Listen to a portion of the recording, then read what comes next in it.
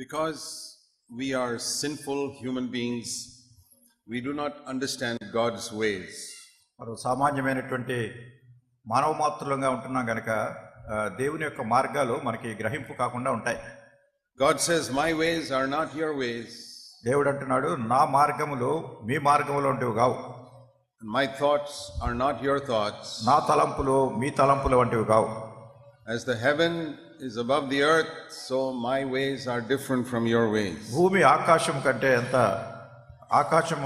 భూమి కంటే ఎంత ఉన్నతముగా ఉన్నదో అదే రీతిగా నా తలంపులు మీ తలంపుల కంటే అంత ఉన్నతంగా ఉన్నాయి. That is Isaiah 55. యెషయా గ్రంథం 55వ అధ్యాయంలో ఉంది మాట. And verse 8 and 9. 8-9 వచనాలు.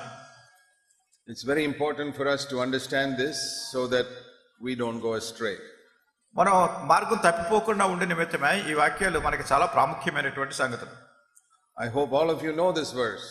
నేను అనుకుంటాను ఈ వచనం మీ అందరికీ తెలుసుని అనుకుంటున్నాను. If you don't know it, today is a good day to learn these two verses. మరి ఒకవేళ మీకు తెలియకపోతే ఈ రోజు ఈ వచనం మీరు నేర్చుకోవడానికి చాలా మంచి రోజుగా ఉంటుంది మీకు. God says, my thoughts are not your thoughts. దేవుడు అంటున్నాడు, నా తలంపులు మీ తలంపుల వంటివి కావు. My ways are not your ways. మీ త్రోవలు నా త్రోవల వంటివి కావు. And what is the difference between the two? ఈ రెండింటికి మధ్యలో భేదం ఏమిటి? Not a small difference. ఆ భేదం చాలా చిన్న భేదం కాదు.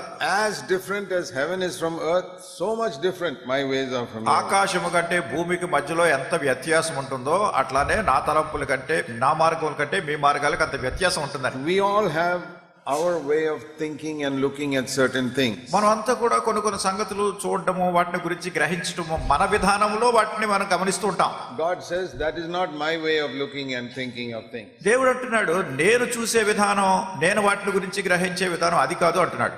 So if you want to become spiritual, you must learn to look at things the way God looks at them. కనుక మీరు ఆత్మీయంగా ఉండాలంటే ఏదైనా సంగతులు గాని పరిస్థితులు గాని దేవుడు ఏ విధానంలో ఏ దృక్పథంతో చూస్తున్నాడో ఆ విధానంలో మనం చూడడానికి ప్రయత్నించాలి. You must allow the Holy Spirit to change your way of thinking to God's way of thinking. మీ తలంచే విధానాన్ని దేవుడు తలంచే విధానానికి మార్చునట్లుగా పరిశుద్ధాత్మ దేవుడిని మీరు అనుమతించాలి.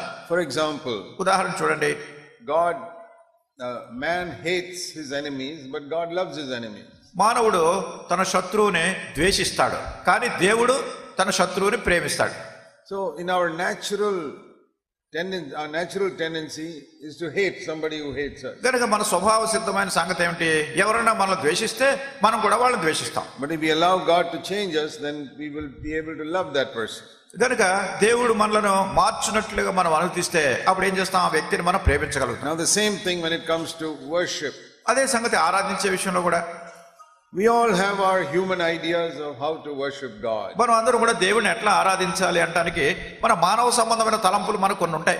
And our Hindu friends and our Muslim friends, they also have their own ideas of how to worship God. హైందువులుగా ఉన్నటువంటి మన స్నేహితులు, అట్లానే మహమ్మదీయులుగా ఉన్నటువంటి మన స్నేహితులు, వాళ్ళందరూ కూడా వాళ్ళ పూజించి ఆరాధించే విధానాలు కొన్ని ఉంటాయి. And I find that sometimes Christians also think like those non-Christians. నేను అనుకుంటాను కొన్నిసార్లు క్రైస్తవులు కూడా ఆ క్రైస్తవేతరుల మాదిరిగానే ఈ పూజించి ఆరాధించే విషయంలో తలంపులు కలిగి ఉంటున్నారు. They don't know how to worship. ఎట్లా ఆరాధించాలో తెలియదు. Because they've got their own ideas. ఎందుకంటే వాళ్ళ సొంత తలంపులు కొన్ని ఉన్నాయి, విధానం ఒకటి. Or they have learned from some other man. లేకుంటే వేరే ఇతర మనుషుల దగ్గర నుంచి కొన్ని సంగతులు వాళ్ళు నేర్చుకున్నారు. If you want to worship in the right way, you must learn from the Bible. మీరు సరైనటువంటి విధానంలో ఆరాధన చేయాలి అంటే దేవుని వాక్యాన్ని నుండి మీరు నేర్చుకోవాలి.